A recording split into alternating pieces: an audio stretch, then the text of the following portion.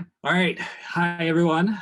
My name is Steven Snider. I am one of the organizers for Next Gen Lead, and I am here to interview a good friend of mine, Camir Ricketts, who's going to discuss with us what leadership means to him and share his background. I'm really excited for Camir to be participating in the program because I met him about 2 years ago at an event for something about Jamaica in New York. So it was good to Yeah, meet him and learn about his background and all of the great work he's doing. I'll let him tell you a little bit about who he is and what he's doing. But I'm really excited to hear about Minds of Jamaica and the platform you're building around mentorship and education. So yeah, tell us a little about yourself, man. yeah. So again, the name is Camir Ricketts. So I'm originally from Montego Bay, Jamaica.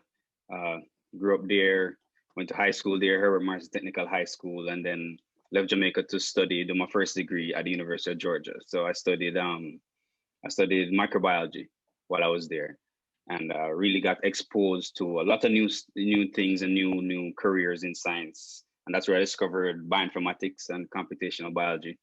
And I decided that's kind of what I wanted to do, because for a long time I was very much interested in the natural, life sciences, but also had a huge interest in IT and programming, that kind of stuff, as a young man.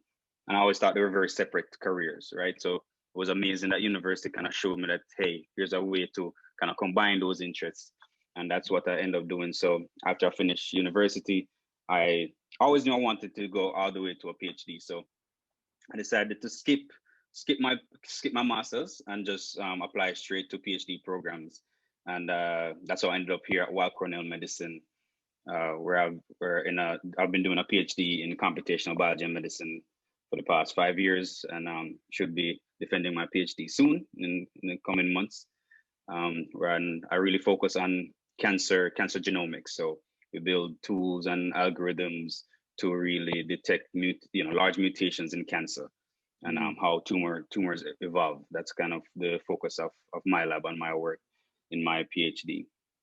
And also, while I've been at Cornell, I've always been interested in helping and being a part of change, at whatever institution I've gone to, and really driving forward initiatives that help other students get involved, other students get access to resources, and so on. So Mhm. while I was in university, I was a part of the Rotary Club and Caribbean Student Association, doing that kind of work. And then in graduate school, I ended up being president of the Tri-Institutional Minorities Society here, and did a lot of great work in terms of really pushing for diversity on campus, and trying to create a community for underrepresented minorities here at Weill Cornell Medicine.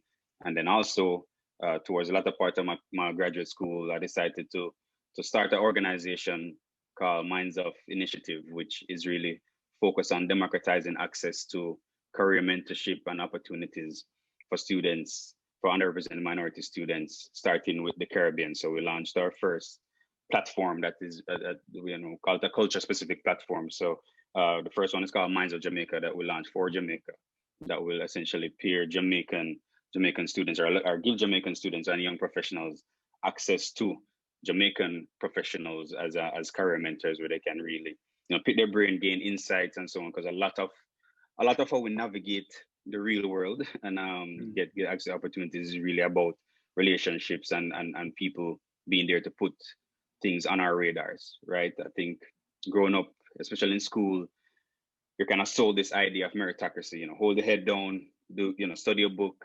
and get good grades, and everything will fall into place. And you realize as you go through that that's not the only the only key to being successful. A lot of what you're able to do has to do with the people that you're able to have in your network, and the people you surround yourself with, and what they put on your radar, and how they champion for you when you're not in the room, and that kind of stuff. So we really want to help students who don't come from backgrounds where they have that built-in network.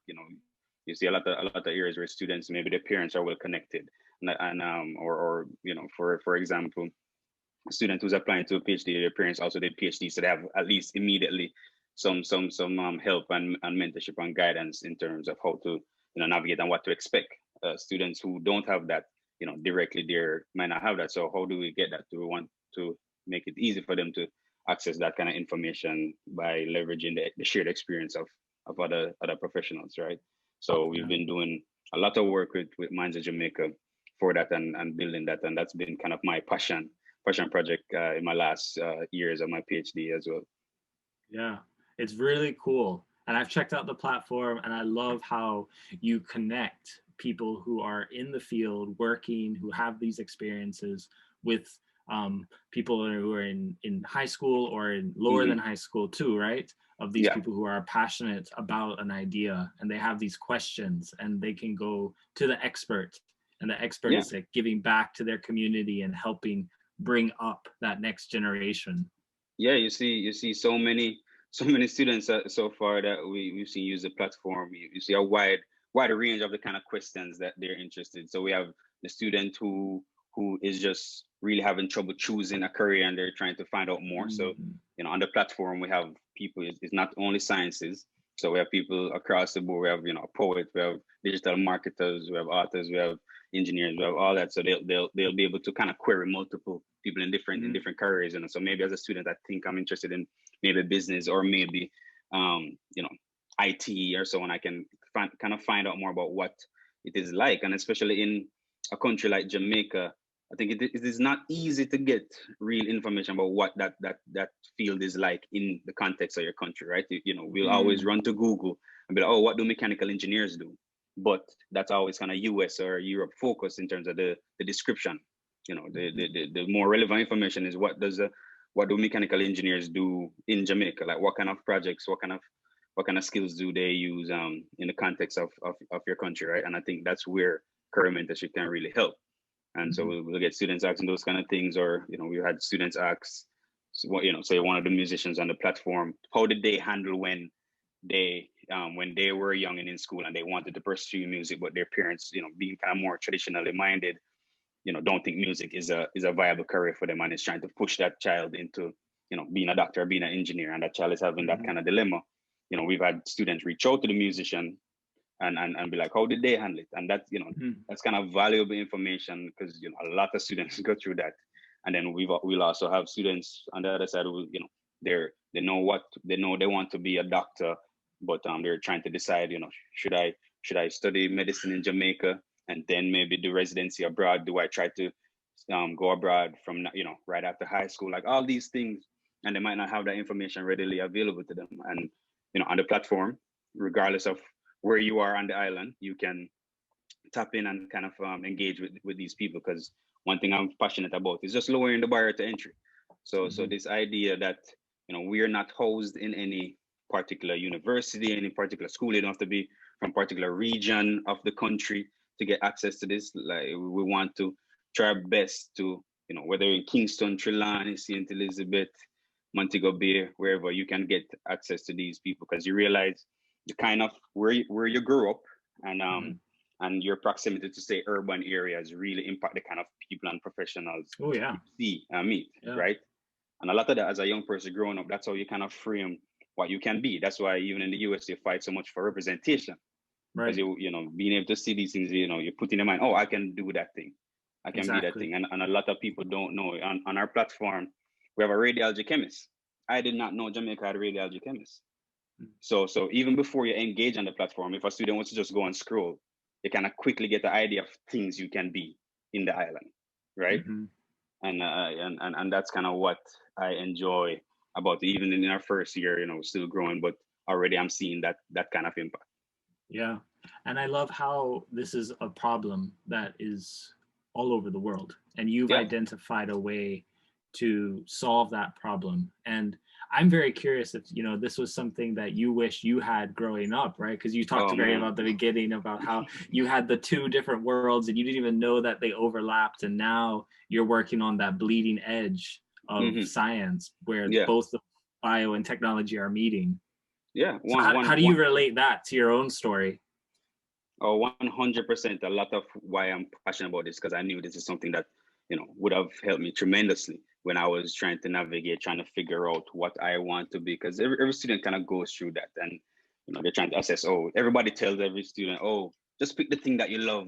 Once you love it, you'll never work a day in your life, and it is such a I don't know, like you understand why people say that advice, but it's so hard to it's not actionable advice in a lot of situations. It's just hard. It's a hard thing to gauge for students, and for me, even studying abroad, choosing to study in the US, I didn't have a lot of resources in terms of what universities are available to me and how to take SATs. Luckily, I had two parents who they would try their best to research, because they don't have any concept of the US system at all. So they were there trying to research with me.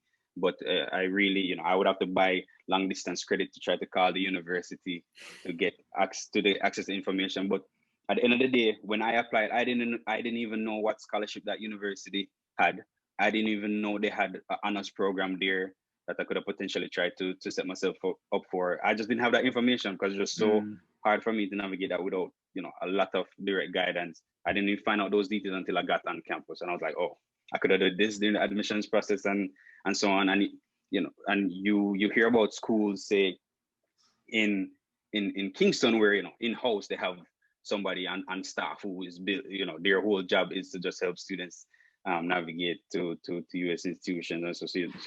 Because of that disparity in resources, that's why I'm trying to build this into. I know a lot of students don't have those opportunities, and even now, when I have a lot of friends who went to school in Kingston, and they'll mention things like, oh yes, I applied to the Grace Kennedy this back in high school, I applied to NCB this. I didn't even know those scholarships existed or available. Right. And I was in Montego Bay, and it's a spectrum. So students in, say, maybe rural St. Elizabeth will look at Montego Bay and say they don't know about the kind of opportunities that I myself in Montego Bay knew about.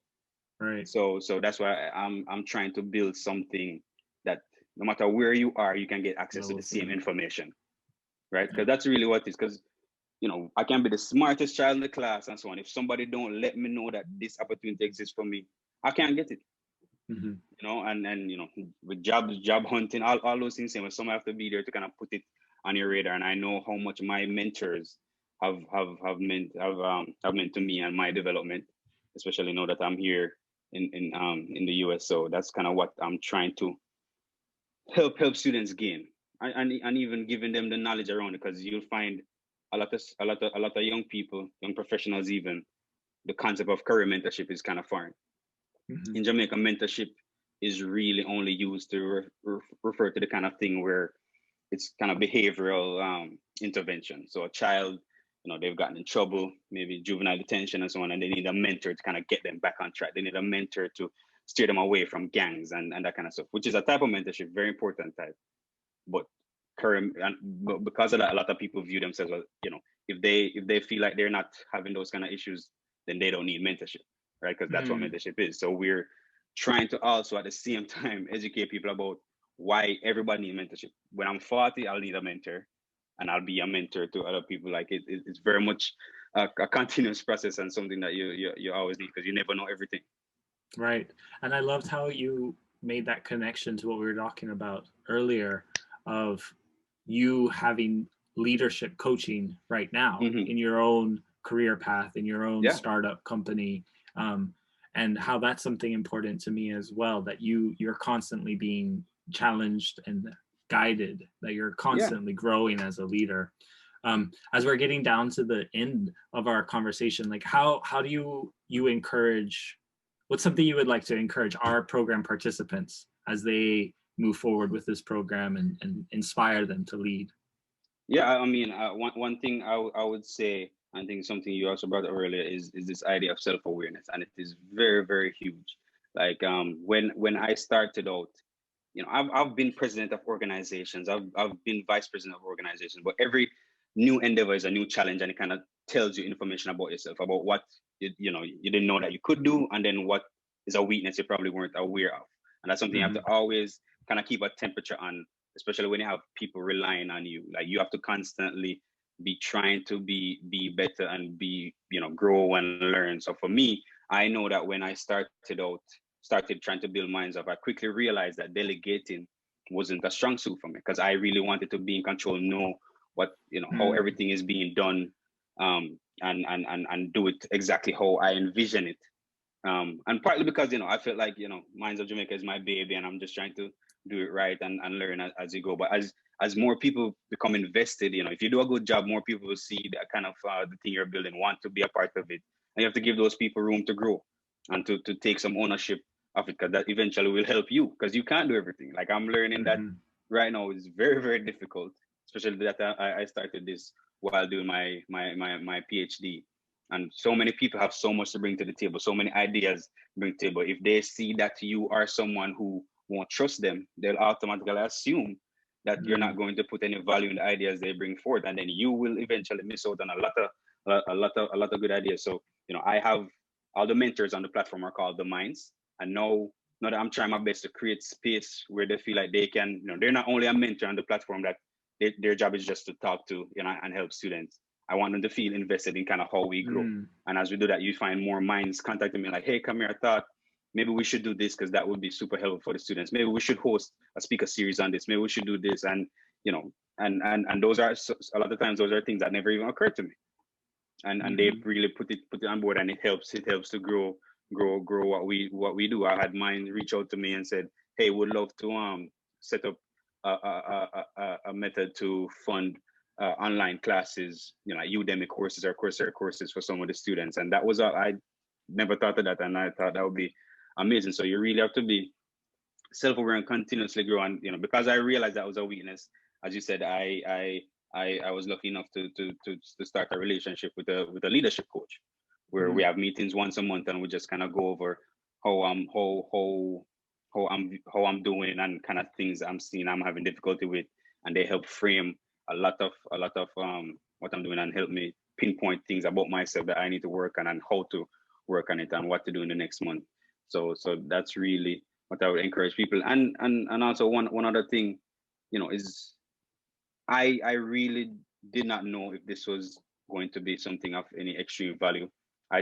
Originally it was supposed to be me and a few friends, and we help 1 or 2 students per term or something. And it kind of grew into this endeavor, because in the beginning, I just decided, I'm going to start it, I'm going to try it. So for a lot of people out there, that's really all it takes, just trying it. And I didn't know anything about this. I've never been formally trained in mentorship in any way or so on. It's just something that, you start and you keep going, and just respect the idea from the beginning. If you give it the respect, and even if you think it's small, give it the respect it deserves, and treat it like it's the best thing since sliced bread, then you'll put in the effort that's commensurate with that respect. Because I made a lot of mistakes early on because I didn't respect my idea early enough, and that's something I think a lot of people should do more. Yeah, those are really powerful words to end on, Camir. Thank you very much for sharing your time and your perspective with your journey in your PhD program and the Minds of program. Definitely, guys, check out the website, and definitely you can follow Camir. I'm very proud of you, man. Thank you. No, I appreciate it. And if they want to find the website, it's themindsof.com, THEMINDSOF.com, and follow us on Instagram at Minds of Jamaica. Amazing. All right, sir, take care, and I hope you enjoy the rest of the program. All right, much appreciated. Thanks for having me.